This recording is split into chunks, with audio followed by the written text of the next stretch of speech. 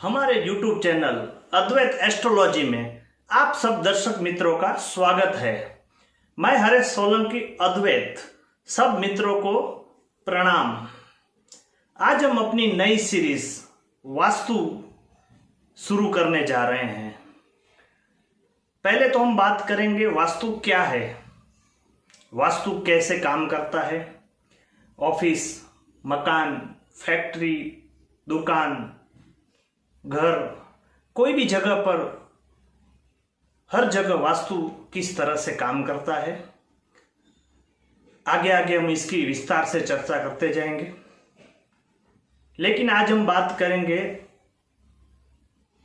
ईशान कोण के बारे में। वैसे तो वास्तु की 36 द्वार, 45 भाग मतलब 45 देवता है, लेकिन हम मुख्यतः 9 भाग 9 दिशा की बात करेंगे। 9 दिशा में 4 दिशा, 4 कोण और एक ब्रह्म स्थान, बीच वाला हिस्सा। 4 दिशा में जैसे पूर्व, पश्चिम, उत्तर और दक्षिण, वैसे ही 4 कोण, ईशान कोण, अग्नि कोण, वायव्य कोण और नैऋत्य कोण, और एक बीच वाला हिस्सा ब्रह्म स्थान। पहले तो हम समझें कि इसका भाग कैसे करें। समझ लो, अगर कोई प्लॉट या मकान 30 फुट पौड़ाई है और 45 फुट लंबाई है, तो इसके हम 9 भाग कर देंगे। 30 फुट पौड़ाई का तीसरा भाग 10 फुट और 45 फुट लंबाई का तीसरा भाग 15 फुट, मतलब 10 बाय 15 फीट का जो कोना आता है उसे हम ईशान कोण बोलेंगे। बाकी के देखते जाएंगे बारी बारी।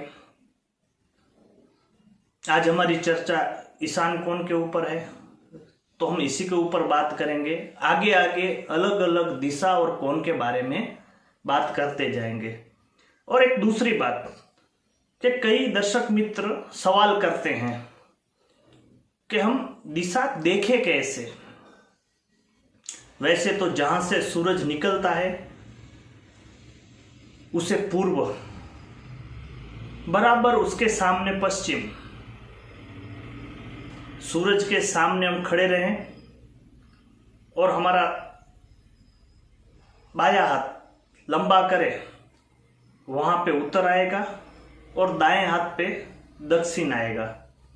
और आज की टेक्नोलॉजिक युग में सबके पास एंड्रॉयड मोबाइल है, तो मोबाइल के अंदर एक टूल्स, और टूल्स को खोले तो उसके अंदर एक कंपास आता है। उस कंपास को हम खोलेंगे तो ईस्ट, वेस्ट, नॉर्थ और साउथ 4 दिशा बताई जाएगी। उससे भी हम जान सकते हैं सही दिशा, सही जगह। चलो हम अपनी मूल विषय पे चलते हैं, ईशान कोण। पहले तो हम समझें कि ईशान कोण क्या है।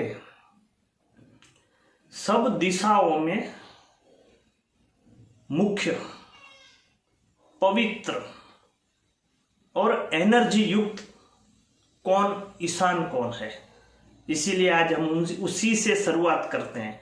ईशान माने ईष्ट, हमारे देवता, हमारे भगवान। हम जिसे भी दिल से मानते हैं, जो भी धर्म के, जो भी जाति के हो, जिसे भी देवता मानते हैं, उसकी जगह है ईशान कोण।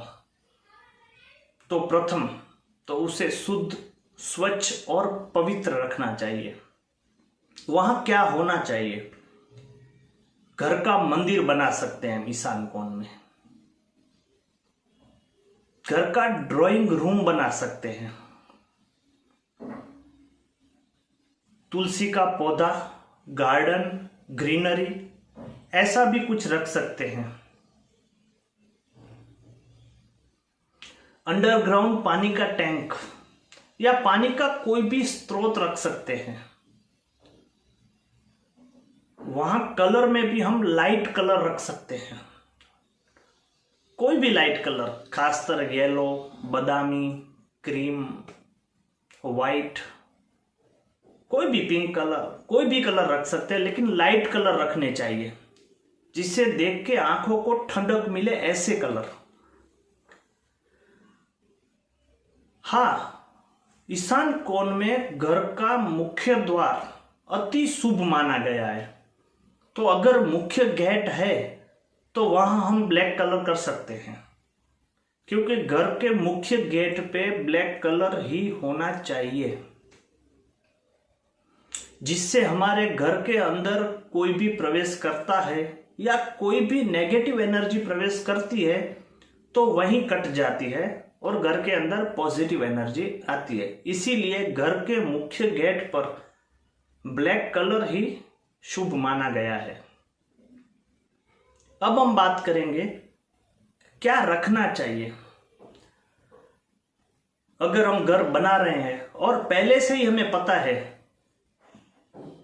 तो हमें ईशान कोण में कम से कम कंस्ट्रक्शन करना चाहिए, कम से कम वजन रखना चाहिए, उसकी जगह भी ढलाव वाली हो।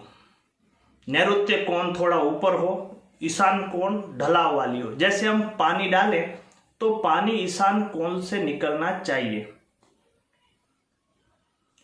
ईशान कोण में अगर मुख्य गेट है तो अति शुभ है। क्यों? वहां से गाड़ियां, हमारे घर के अंदर जो गाड़ी रहती है वो वहां से निकलती है। ईशान कोण वास्तु पुरुष का सिर का हिस्सा है, तो वहां से गाड़ियों का आना जाना, अगर पार्किंग के लिए और जगह है तो हम ईशान कोण से सिर्फ गाड़ी को आने जाने का द्वार ही रखेंगे, आगे जाके गाड़ी पार्क करेंगे। अगर नहीं है तो रख सकते हैं। गाड़ियां आने जाने से हमारे सर का हिस्सा, जो वास्तु पुरुष के सर का हिस्सा है, वो फ्रेश रहता है। जैसे हम अपने सर पे मसाज करते हैं तो माइंड फ्रेश रहता है, वैसे ही वास्तु पुरुष के सर की मसाज होती है तो माइंड फ्रेश रहता है। और वास्तु पुरुष का माइंड फ्रेश है तो उस घर में रहने वाले हर एक इंसान का माइंड फ्रेश रहेगा। तो मुख्य द्वार शुभ माना गया है। नया घर बना रहे हैं तो ही हम ये सब कर सकते हैं। मंदिर रख सकते हैं, ड्राइंग रूम रख सकते हैं, कोई भी शुभ चीज, अच्छी चीज, पानी की टंकी रख सकते हैं, बैठने की जगह, ओपन गैलरी, गार्डन, बालकनी वगैरह कुछ भी रख सकते हैं। अगर हमारा घर बना बनाया है तो क्या करें मित्रों? अगर बना बनाया घर है और वहां हमने स्टोर रूम रखा है तो प्लीज उस स्टोर रूम से चीजें उठा लीजिए। ईशान कोण में अगर ज्यादा वजन रहेगा, जैसे कि टॉयलेट बाथ रहेगा, अशुभ एनर्जी रहेगी, वो राहु की जगह है और राहु की जगह नैऋत्य कोण है, एकदम अपोजिट है। ईशान कोण में कोई गंदगी, जैसे हम कचरे का डिब्बा रखें, झाड़ू रखें, ऐसी कोई चीज रखी है तो वहां ना रखें आज से। उससे क्या होता है, घर के मुख्य व्यक्ति का, पहले तो मुख्य व्यक्ति आएगा, फिर बारी बारी सबको वो असर करेगा। दिमाग पे टेंशन रहता है, जैसे एक बोझ सा पड़ा हो, चाहे वो कामकाज का हो, बिजनेस का हो, परिवार के लेके चिंता हो, कुछ भी हो सकता है। अगर टॉयलेट बाथ है और ज्यादातर वहां सीढ़ी भी है, कचरे का डब्बा भी है, लोखंड भंगार जैसी चीजें भी हम वहां रखी हुई है, तो घर के अंदर बहुत बड़ी बीमारी आने की भी संभावना रहती है। अगर ऐसा कुछ है तो वहां से हमें उठा लेना चाहिए। और अगर टॉयलेट बात है तो हम तोड़ तो नहीं सकते, क्योंकि अगर दूसरी जगह नहीं है, आजकल मकान इतने छोटे होते हैं कि वहां दूसरी जगह ही नहीं होती कि हम सेट कर सकें, तो क्या करना चाहिए? तो उसके अंदर एक कांच के बाउल में नमक भर के रखना चाहिए। वो जगह को एकदम साफ सुथरी रखना चाहिए। इससे हम वास्तु दोष एकदम दूर तो नहीं हो जाता, लेकिन हम बहुत बड़ी राहत ले सकते हैं। वहां पे धूप और कपूर जलाना चाहिए, जिससे भी नेगेटिव एनर्जी निकल जाती है और पॉजिटिव एनर्जी आती है। घर के अंदर जो हम पोते करते हैं उसके अंदर नमक डाल के पोते लगाने चाहिए, जिससे भी नेगेटिव एनर्जी दूर होती है और पॉजिटिव एनर्जी आती है। तो मित्रों, आज हमने बात की ईशान कोण की। ईशान कोण के देवता गुरु है। गुरु को भगवान का दर्जा दिया गया है।